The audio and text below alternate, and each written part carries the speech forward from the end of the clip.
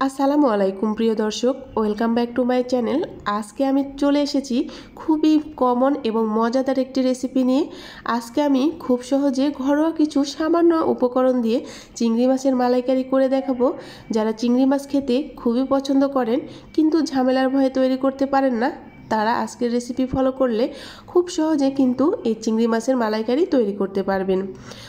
চিংড়ি মাছের মালাইকারি তৈরি করার জন্য আমি এখানে আগে থেকে কেটে ধুয়ে পরিষ্কার করে কয়েক টুকরো চিংড়ি মাছ নিয়েছি।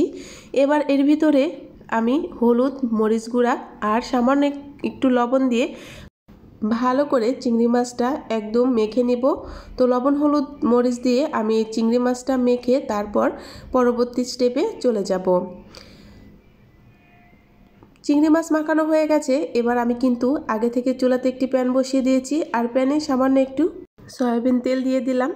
এবার এই তেলটা হালকা একটু গরম হয়ে আসলে এর ভিতরে লবণ, হলুদ, মরিচ দেয়া সেই চিংড়ি মাছগুলো আমি সুন্দর করে ভেজে নেব। চিংড়ি মাছের মালাইকারি তৈরি করার আগে অবশ্যই কিন্তু এই চিংড়ি মাছকে ভালো করে ভেজে নিতে হবে, তাহলে চিংড়ি মাছের উপরে অনেক সুন্দর মুচমুচে লাগবে আর খেতেও অসাধারণ হবে। তো চিংড়ি মাছগুলো কিন্তু আমি নেড়ে চেড়ে বেশ অনেকক্ষণই ভেজে নিয়েছি। এবার প্যান থেকে উঠিয়ে নিচ্ছি। দেখতেই পাচ্ছেন আমার চিংড়ি মাছের কালারটা কতটা সুন্দর হয়েছে। তো চিংড়ি মাছের কালার যখন এরকম হবে আর উপরের খোসাটা লাল লাল মুচমুচে হবে, তখন কিন্তু আপনারা চিংড়ি মাছটা উঠিয়ে নেবেন।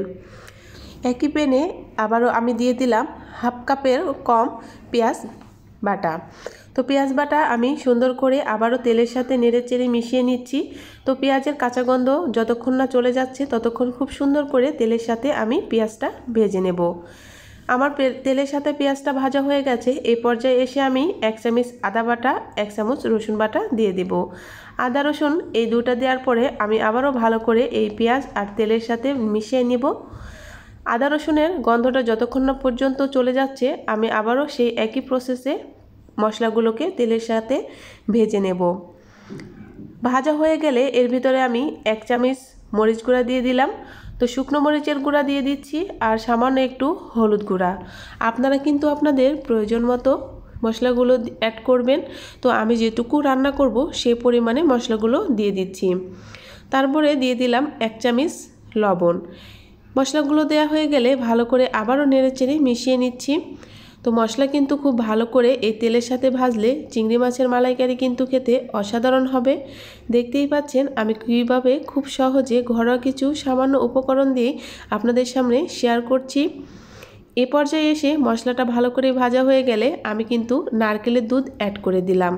আমি আগে থেকে নারকেলের দুধটা রেডি করে রেখেছিলাম। যেহেতু আমি চিংড়ি মাছের মালাইকারি তৈরি করছি, অবশ্যই তো কিন্তু নারকেলের দুধটা দিতেই হবে। নারকেলের দুধ দিয়ে রান্না করলে চিংড়ি মাছের মালাইকারি অসাধারণ হয়।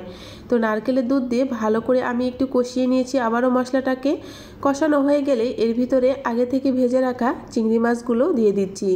চিংড়ি মাছ দেওয়ার পরে আমি আবারও ভালো করে নেড়ে চেড়ে এই মশলার সাথে চিংড়ি মাছটা ভালো করে মিশিয়ে নেব। আমি কিন্তু খুব ভালো করে চিংড়ি মাছ আবারও এই মশলার সাথে সামান্য একটু নেড়েচেড়ে কিন্তু মিশিয়ে নিচ্ছি এবং কষিয়েও নিচ্ছি। দেখতেই পাচ্ছেন আমার চিংড়ি মাছের তেল কিন্তু একদমই উপরে উঠে গেছে। এ পর্যায়ে এসে আমি 1 কাপ নারকেল দুধ দিয়ে দিলাম। তো আমি আজকে এই নারকেল দুধ দিয়েই খুব সুন্দর করে এই চিংড়ি মাছের মালাইকারি রান্না করব। কোনো রকম পানি ছাড়াই খুব সহজে এই চিংড়ি মাছ কিন্তু একদমই সিদ্ধ হয়ে যাবে। আমি কিন্তু খুব বেশি ঝোল ঝোল রাখবো না, এই কারণে আমি বেশি পানি ইউজ করি নাই। আপনারা যদি একটু ঝোল খেতে চান আপনাদের প্রয়োজন মতো বাড়িয়ে কমে দিতে পারেন। দেখতেই পাচ্ছেন চিংড়ি মাছের বরকটা আমার কত সুন্দর চলে এসেছে। আমি চুলাতে সামান্য কিছুক্ষণ জাল করে কিন্তু আমি এই চিংড়ি মাছটা নামিয়ে নেব। চিংড়ি মাছের মালাইকারি কিন্তু আমার একদমই রেডি হয়ে গেছে। দেখতেই পাচ্ছেন আমার ঝোলটা কিন্তু অনেক সুন্দর হয়েছে, গ্রেভিটা কতটা লোভনীয় হয়েছে। এ পর্যায়ে এসে আমি চুলাটা বন্ধ করে আপনাদের সামনে পরিবেশন করে দেখাবো। তো খুব সহজে আমি কিন্তু ঘরোয়া সামান্য কয়েকটি উপকরণ দিয়ে এই চিংড়ি মাছের মালাইকারি করে দেখালাম। যাদের আজকের রেসিপি ভালো লেগেছে অবশ্যই আমার চ্যানেলটি সাবস্ক্রাইব করে আমার পাশেই থাকবেন। যারা অলরেডি এই কাজটি করেছেন তাদেরকে তো অসংখ্য ধন্যবাদ। ফেসবুক থেকে দেখে থাকলে চাইলে পেজটিকে ফলো দিয়ে রাখতে পারেন। এবার আমি একটি সার্ভিং ডিশে চিংড়ি মাছগুলোকে পরিবেশন করে দেখাচ্ছি। দেখতেই পাচ্ছেন কালারটা কতটা লোভনীয় হয়েছে আর দেখতেও কতটা সুন্দর হয়েছে। মনে হচ্ছিল এক প্লেট ভাত যেন নিমিষেই শেষ হয়ে যাবে। তো কেমন লাগলো আজকের এই রেসিপি অবশ্যই কমেন্ট বক্সে জানাতে ভুলবেন না। আমি কিন্তু খুব সহজে আপনাদের সামনে রান্না করে দেখিয়েছি, তো কতটা লোভনীয় হয়েছে দেখতেই পাচ্ছেন। এরকম নিত্য নতুন ঘরোয়া রেসিপি পেতে অবশ্যই আমার চ্যানেলটি সাবস্ক্রাইব করে আমার পাশেই থাকবেন। দেখা হচ্ছে নতুন আরেকটি রেসিপির সঙ্গে। সে পর্যন্ত সবাই সুস্থ থাকবেন, ভালো থাকবেন।